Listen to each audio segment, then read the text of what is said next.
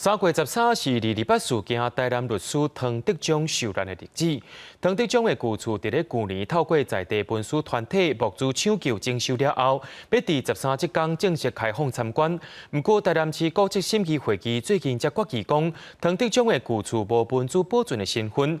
唐德忠纪念协会也表示讲，这项决议袂影响到旧厝的保存甲历史意义。因为我们现在进到这里啊，是汤德章之前他当律师的时候的办公室，这样。正式开放进前，已经有参与募资的民众甲志工先来参观。唐德忠故居的内底一楼历史房间部分保留，看到唐德忠的相片，怀念伊伫遮的生活甲历史。来到2楼，这道厝壁满满拢是人名。去年传出要拆厝的时阵，就是靠遮的群众募资2000万，最后才买到这间厝。可以回忆到以前发生过的事情，包括讲带囡仔来，麦当好啊，一个介绍，包括看到这，都是永远的回忆伫的。民众找到家己的名，足感动的。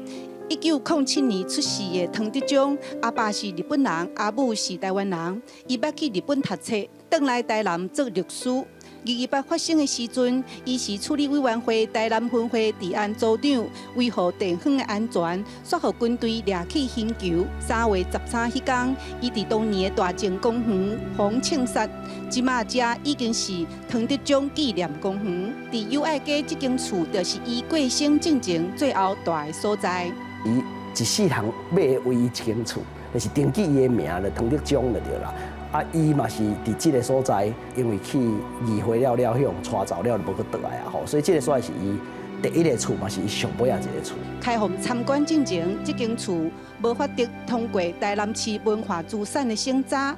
不过黄建良表示，这袂影响到故居的保存。无文书身份的状况下，主导权是这个协会，所以协会会当。针对唐德忠历史的精神意义去用心来做现代性的设计。3月13是台南市正义甲勇气纪念日，唐德忠故居开放参观，以后嘛会举办民主人权活动，发扬唐德忠的精神。